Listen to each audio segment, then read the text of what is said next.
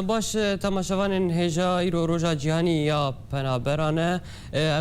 دوی روژی دل سر روشا پنابرن روژاوای کردستانی کل هریما کردستانی بتایبت دمینن گلو پیوستی وان چنه و روشاوان جینها دوی دمی ده دچ روشی ده درباس مجبو و یکیش منوندریا بریز فیصل اسماعیل اندامی انجمن بلند یا بالا یا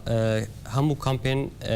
پنابران لهریما کردستانی بریز تو بخیریاتی خيرات سرشابه برز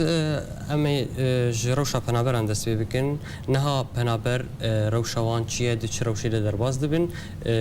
مابونا 2 سالان روشاوان نها چیه برای زانه پنابری هر مشکله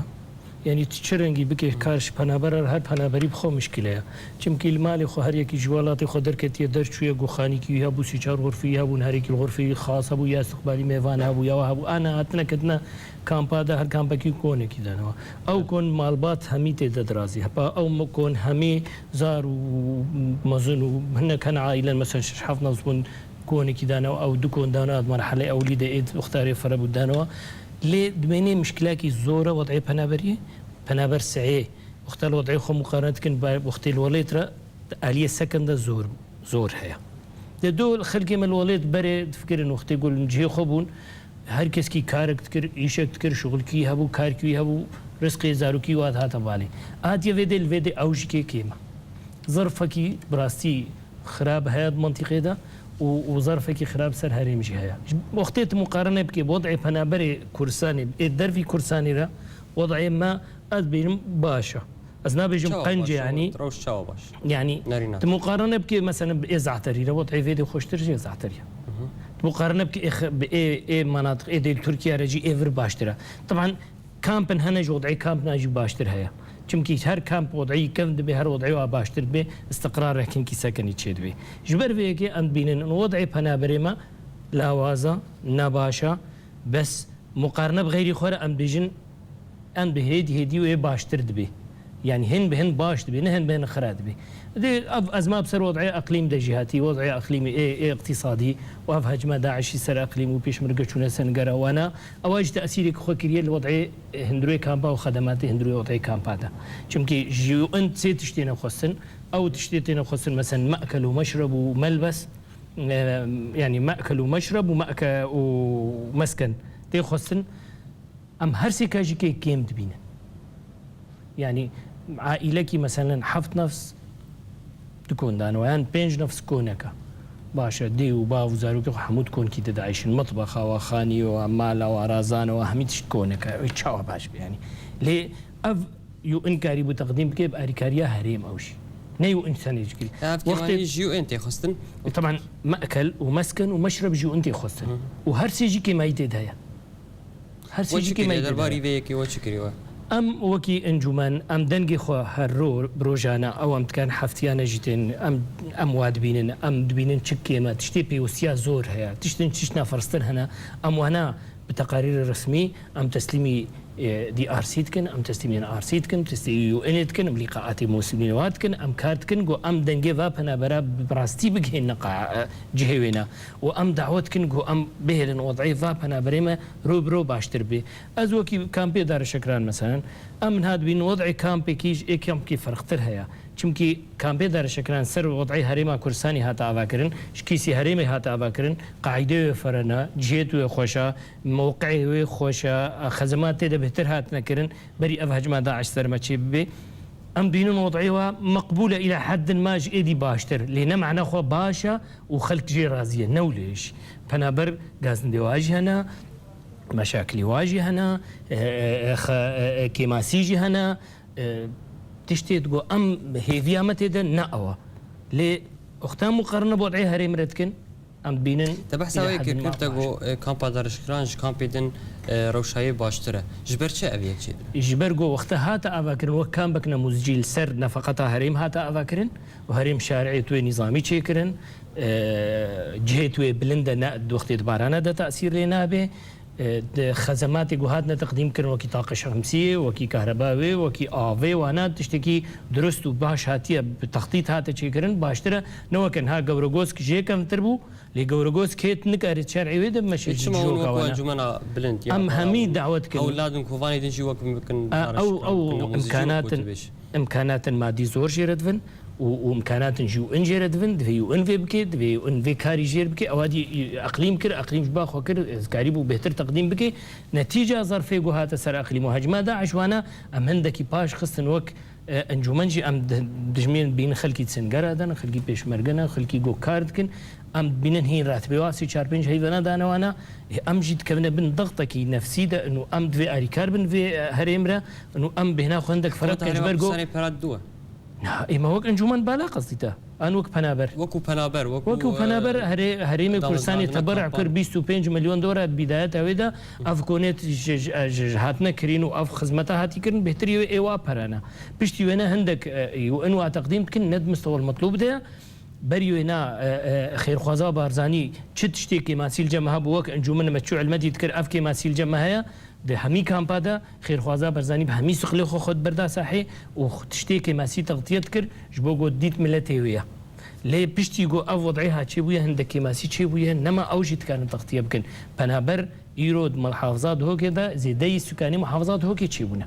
يعني اللاجئين جوهاتن بيشتي هجمات داعش تاثيرك خورتيل وضعي ما بنابر كريا باش ونوكو انجمنا بالايا بلنجي وتو بروجي بيشكيشيو انكرنش بو ما درست كرن يعني جي تشاكساس كرنا وان كامبين دن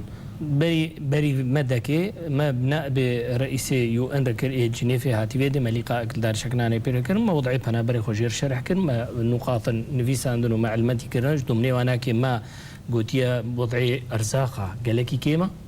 بري سيو يك ورا يك دولار بو فقرا 19 دولار بعكس جو مخطط بو قرك بلنتر بو بانا بري وينا خلق شخوره ايش تكرن ايش لها الكرساني هبو وضعي خلقي خوش تربو جنها هنجي سوه 1 دولار بو انها فقريا 19 دولار ام زانن 19 دولار ترى عائله متوسط ناقص يدي يعني شخص 19 دولار عائله متوسط به ترى هناك ایک عائلاتی مزن بن زاروکیا پرن زید خورنا زاروکا نوکیا مزنا ايش بروينه هندك باش تبي هنكا باش وضعينكا خرابه يد نفس بيشل دور اللي تشاب قديم باش امي ورنسر نافا كامبان بخو قليو غازن جوكو انجمني نافا كامبان تنكرن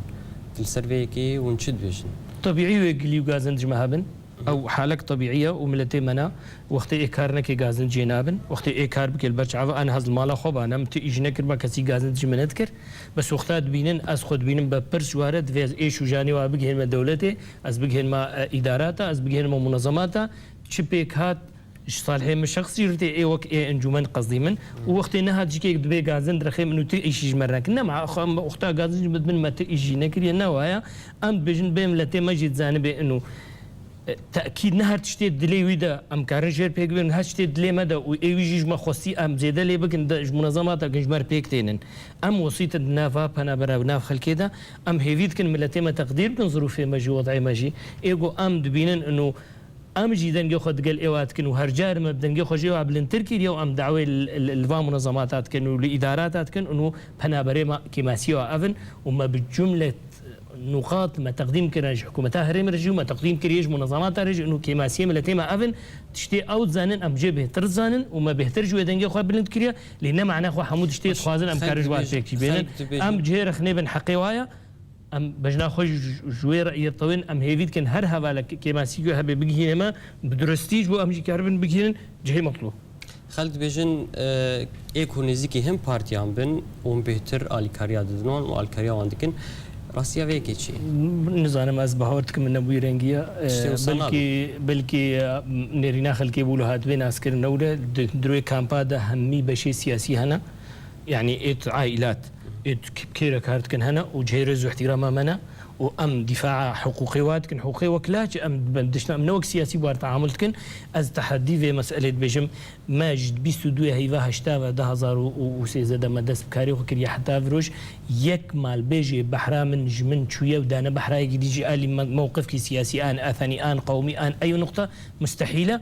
شي نبويا ام اريكار بهم كثيرتكن وشم مطلبي هر هوالك كيجا تنظيمات سياسي بيان ايلاين سياسي بين اي ديبن ام وقت تعامل سياسي ناكنج بر ام وقت سر بخد كايشتكن ام سر بخنا دبيت جو هناك جمد سياسي بن حقيويه بحق المتامله تخوب كد في جماني دم كارتكن وقت ام شخصيه سياسي بن الدربه بس هندروي كامبيدا ام وقت سياسي كارناك مطلق جوازي نينا تيدا مطلق نينا باش برز من عبرك بسين جارة كدلن تفدقر بلي تماشاوان هجا نابرك كرد جارة كدلن وفدقر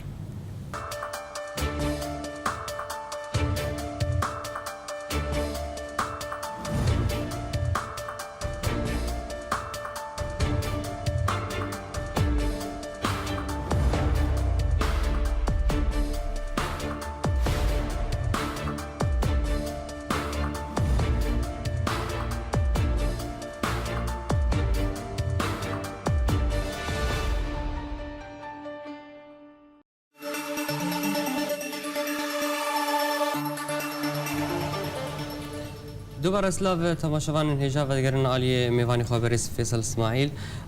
بریز بریانا بریج مبحثاویه که کرد مثلا یک دنجی هی خلق دبیجن مثلا خزم و کسی کار کسو کار یعنی معرف تیگوتن و وکو انجمن بهتر عالی کاری آوان دکن راستی اویک راسته یا نه این مسئله عشائرتی و اولی مسئله دبیت گول جینا بکرن علمی مجینا به دبيت جيجو جارنا يك خزمته جنديته اهليته هاتيه جمته تشتك خصيات بنجم لخ خبر قلت خيركم خير لاهلي اننا اول جمع او ام خزمتام التي خص عيد كان ليت بيت جو براكي ميجي الكامبكي هبي ازال كاريا بري خوش بكم لي نجداش خلكي او جوكي بنابر حقوقي ويا تشتك جير ببي حقوقي ويا كي ديجي دبي انه ام خزمته هر كسي تكن او يك جوانا بنابر ايجو هاتي ور بنابر خزمين بين خزمين بي بنابر وقتيت خزمتاي بكم وك بنابر حق طبيعيه بس وقتها جوجداك مش خلكي ما افناكر يوم ناكل شي تجاري يعني جما نبويا لي دبي شي كنجي هاي شلو خزم خويات كيل جما انه وقت ما دس بيكر تشتكي نمو منظم ما دس بيكر در بدايتها هاتنا كامب هذا ما تشتكي منظم دس بيكر هر اجماله خو امچون ما انجمنك تشكر او انجمني ما تشكر دبيت براكي متى ذهبت بيت برازي كيم ذهبت بيت خوارزك ذهبت بيتك عشيره ما هبه دبيت زان نزان بن اهلي من جي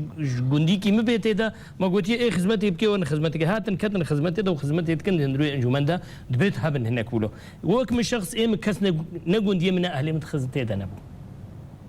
الجبرجو افتشي تيبو يجبرجو ما تكارك طوعي كر اي خطبه دا بركاري طوعي ما داس بيكر بداتاوي دبي هناك هبنها اهلي هفبن خزمي هفدوبن لين وك بريال جما وك ام بزانبن يك خزمتها يكي زيدي يكي تكي او نال جما نمقبوله وما نهشتي ببيجي يعني دبيجو هفالك مالجيكي بوبين بين حسابا او موضوع كيتيا لوقت اللجنه عليا يبقى بيد حسن يكي خدمتها اهلك خاطر ما وكريا جهه تنبيه ده وما قلت نابجي وشي نابي انا هاجي ام البر بروجيكت ام نهال البر بروجيكت نونا او بروجي نوغو ام انجمني خو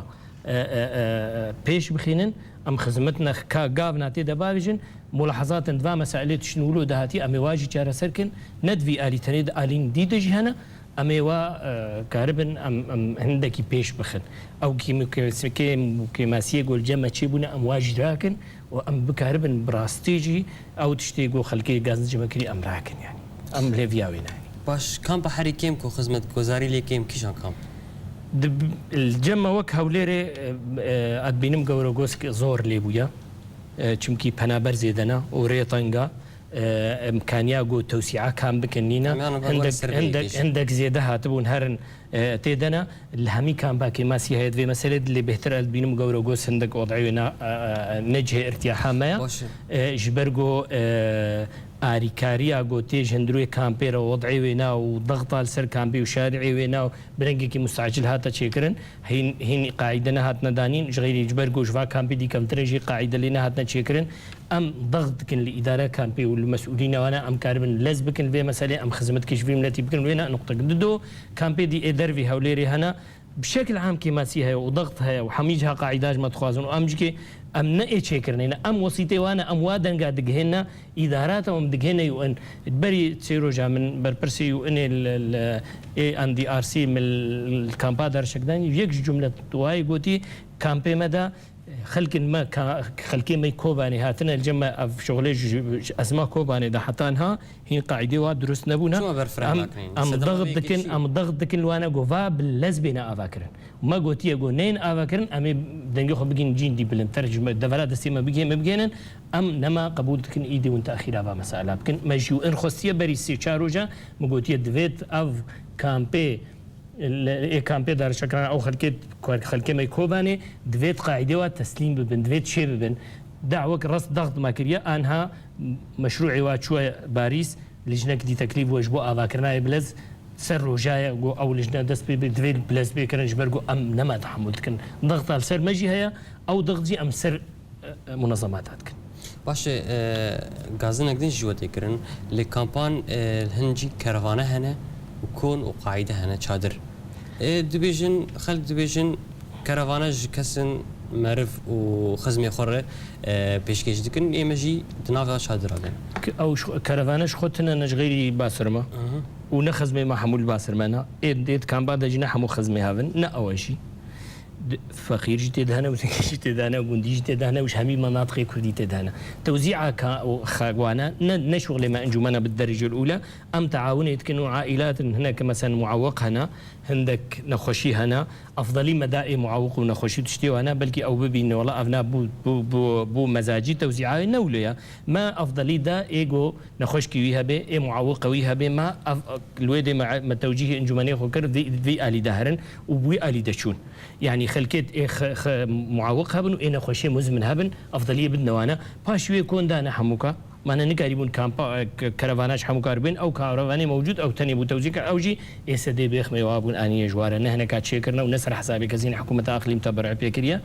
ماجي خص قوفيجا بقيويرام إيديش تأمين كأنها قاعدة شدبن إيجود كرفانا دبن ناشنا قاعدة وخلكي كوناشنا قاعدة أو تمييز وانا الجمع في مسألة دا دبينم هندك تحامل سوي مسألة سوي كي تكن كرين وفروتنا قاعدة براسي هي أف نزم بما أف خلكت ما هنت بشت مرت شند فروشون تكرون وانا يعني ما يكجبر ياري ما نخستيج حكومتها هرين لا تم مسألة أنجمن نتشكي أما قرارك دابو ما علمتي إداراتك هم باكر تسلسل تشيكن أيق مهفان كان بيدا رقم 1 2 3 4 5 حتى مثلا كان بي مصد وشي استعمال مهفان هيا تشاوات كن خلقي مجيكي هندك أريكاري مرناكن جش بيشت فتشن كرم بريز ددن هنا كاتين بي أفنا متنازل كريش فلان كسرة ما قوت إدارة كان بي فانا قبول ناكن قبولنا كنج برجو هناك فقير هنا أو لا ترن به نا إنه جبر قبولنا كنج بيه فلان وفلان نا أم هالبر بروجيك ديسا ما جهات معني خصية إنه تدخل بكن في مسألة ده في مسألة كريم فروتنا بسكنين نا تكرون دفروشن أو خلق شخورك تكريو دفروشن تشن إداري وأنا تنازلت كنج هبدورة ما قلت يا إنها بكري بفروشي راوستين حدك يجير بدن يك بمفروض يا باشا ورق كوني خو تسليم كوهرة مصروفات تكري ليش قاسة جير بين عسكرين قاسة بايش ويرا تتسلسل دور جهاي كيم بدنا ينبدنا إيجو فروتي ده إيه بفروشي دجي أمنه لأن ما أبنها بروجة تقديم كريه ضمن أخطاء إيجو أم وك فوضاجو أو لي سبيكر ما تشن هنا نزاني بو أم فاجئنا بتشنا يعني أم وك إنجمنجي فاجئنا تشن جمع شيبون ما نزاني ويبي بو أخطاء تدا درواسون أو أخطاء ما جيف ذكري أنها مدايا بردستي إنجمان مدايا بردستي إداراتها أشايس وإدارة كان بي إنه خيو إد كري فروت تنادي كون دي إيه كري فروتي أو بسكنين تيخ كون تنماشتر لازم تيشي دركفي مشكلة نينا مصروفها لي كري بدنا تا يجو دور جهابي أو مصروف دتا أو يكفي ده نيت بخازي بخير أنا بحثا بيش خصنا أنجماني وكاري أنجماني كرو وهرتنا دنا أنجماني قالوا أو كسي ونج دسبيكا دامزرانا فان كامبان والسر انجمانينه افكس قالوا لنا يقهرتن يانا ام البروينها ان بروين كاركي ام جويره بكن جو ام كاربن ايت مهمه خد فشليا ام يبدن عليكي وهندك بديل جير بينن يان ام تقليص عدد بكن شمكي بري خدمت قالك جماعات خص منان دوزعن ما خوارن دوزعن ما تشتو دوزعن اندام قالك جماعه مطلوبون انا ام جحف مثلا انجمان اداره شكران حفتي وسيكس هم خدمتها روجا نذكر صبيه نيرو ايفاري ما احصائيات تذكرن ما كار تذكرن ما نخوشيزان اما تشتن كرنج بو ملتي خو مستقبلي جو فجر سوريا ويزان بما خدمت بو اكريا جبر احصائيات دقيق ما شكرنا مثلا كينا خوشه كان طلاب جمنا زاروكي واشندن هر مالكي كنا محلي ما او خدمت كريا ما خدمه انها كار كريا جو ام ايجو كاري خد مقصر بو ام وابو كارين باش اف اندام يانج اندامي نافا جمله كارد كن كسن خبخشن يانج برا ام همي خبخشن ام همي خبخشن يك راتب ناصينن اريكاري دمانغا دهايفا اريكاري بوار بويا جماعات خيرخوازنا اريكاري بوار دهايفا بري صالي بوش صالي وفرد يك ديناري عراقي نكاي انجمنا وهمي خبخشن برخلق زان بخبخشن يعني ما ام خبخش خدمتي خلكيتك باشا دزگهن ناف دولتي تشاوا ئالیکاریا وانش بوو پەنابەر ڕۆژاوای کوردستانی نرخینە چاوە دبین ئێمە ئەس بینم منظمات کار ناتکن لێ نەبنستنەوە المەطلوبە ئەس هێوی دکم گۆ ئەو مجدهوج وشكرج دي ارسي جيوغو ما قلت توجيه منظمات ابكا ام بين كيماسين واد اليملتي مدى قالك هنا وما هناك تحديد كرنا از ناخذ مش برقو مجير قلت يم ناخذ سر اعلامي بيجم لي او كيماسيه موجود مساله صحه ده مساله تعليم ده مساله غذاء ده قالك تقصير هيا ما خصيه جو اليه صحه ده تختوري مناوبها من الكامبا مستشفيات بتشوشك برنجكي جو كاربن اسعافاتي اولي على الاقل تقديم كنج ايجو حالاتي خطر كاربن حتى بقينا مستشفياتي هريم ابناء بكرن مساله معلمه حتى انها عقودي وانها توقيع كرن ام تخازن عقودي معلمه بين توقيع كرن ام تخازن جبوغ مساله تعليميه جما قالك مهمه مساله حتى برنامج دراسي موحد يقولنا عندك ايه كردي وعندك ايه عربي مسائل هنا ما حمو بنيفساندي وبريكو بيك ما تقديم كل يوم كاربن شهر سريك اجوا مساله بين بري جود بينا جاك دي كاربيج قندلي نافوان دزقاد هي شوا قندلي دنيا سعيه من نلها الشكل لفيدري قال بينهم عندك منظمات ما قندلي براستي دواد هيا يعني هناك منظمات هنا استكارمنا يا تسميكم لنا بكير منها استسميه بكم منظمات هنا يك خدمة الملتي مرتقدي من كرنا وبداية هذا الناف كامبا وتالي دي تنتفيد في داخل جي كرن أنا كرن رابون جي خو ونما أنا موجود نجي جبرجو أم الوك إنجومن أم ضغط كن إنه منظمات وهمي الجمن مين وزان معلوماتي هريم جكريو معلوماتي جهات جكريو إنه أم منظمات هناك جي وهمنا قمامنا واري تندرستي خلق كليو قازدان كنجالي واري تندرستي راستا بشكل عام انها هريم بشكل عام كيماسيه مثلا يكجي مساله درمانه مساله اسعافاتها مساله تختوري مناوب نينن غرفه ولاده نينن يعني تحاليل نينن تصويره متقدم نينا ام وك جندك وك كامبك ام هيفيد كن او منظمات دولي واجب خد في اطاري درابن هريم كتي وضع كده ايرو اسعافا بيشمرجكي شهيد دبي بريندار دبي مهمتره جوريكي نخشكي حالك تسميه او وضعك وافجي وضعك هردو حاجه ازانم انه اذكر من تسميه مهمه بلكي بدلي نسر ويا بيشمرجي بريندار بي دبي ام وضعي عام مقارنه بكن ايرو وضعي هريم وك تشتي تقديم تكر بري هجمه داعش نكاري وقت وضعي داعش تبكي أم هيفيد كان منظمات أريكاري حكومتها هرين بكن في مسألة ده يعني منظمات مقصرة عند آلي مدى مسكن ومأكل ومشرب سرواي راسها بس كارن تشتن ديجي ما تقديم بكن ائتلاف السوري حيانا تشك بشكيشي بنابران كريم يك جاري تاني هندك أرزاق و4000 ديناري عراقيج مجموعة عامي كامبي هوليري ما توزيع كريا زي تشكش مرناتي جارك هاتن جي معلمي مدرسة رجيت هركي دورة قدانا معلمة جي وزيدي تكلية والقلوان هنا ما دا خواست كريه جوانا حتى يك جارك جارا من بروجكت وار تقديم كر انه مستوصفك بناوي مستوصفة بهنابرا الهوليري بيع فاكرين حمي كامب ورن على الاقل مصاريفي تشنا سروا راقي مثلا جهازكي ايكو دينن جهازكي رنين مغناطيسي دين تشنوا دين قوم كاربن خدمتها بنابري خو بكن ايغو نكار الهرم بيك بين عندك هنا نكار جوانا انهرن بكن يان سر دوري بين المستشفيات دولتي او خاص بنابرا بتشمكن سوزن جدانا ما ونشو سري روشا بنابران لهوليري جدر في كامبي بنابران روشا وان شاء او مأساة الجمن براسي يعني وضعي بنابري هندروي باجير ده مأساة يكجي نا ارزاق هذا ونا جهه مسكن نا ما اكل نا مشرب هرسه تشتي وان بي مكلف جوار تامين كريه او ضرورك هيا جو كامبك بيتشكرن خلكي تقول وضعي وانا نهان نا كارن بيك بينن وي كامبي جواره تخصيص بكن هرن كامبي قالك تنج ما تخازن درباسي كامبا بنجي خلكي بهنبري خاص بشتي هجمه داعش عالم ايش كيم بويا لما كان كريا خاني جوانا ماتي مجبور بن بري خدنا موك لجنا بالا ام تكونوا هناك من كان جهي كون كي جوار بيدا بكن جبرجو من كان خلكيش كوني وعدر خن اموابخنا كوني خلكي داش ومطلوبه جو يو ان تحركي جدي بكي هريم جي ضغط لو بكي كامبا كي ديفا بي او دكا بي ديفا بيك الهوكي بيك الهوليري بي جو فبن في بكن ما ضغط كريا نیف سۆزێک مەر هەیە گوت شتێکولو بێکردن على اساس بەلکی ئەم کارە بن جوارە خزمەتکی وێژی بکەن. گەلێکی سپاس بەرێز فیصل اسماعیل ئەندامی ئەنجومەنە بلند یا بالا لە کامپین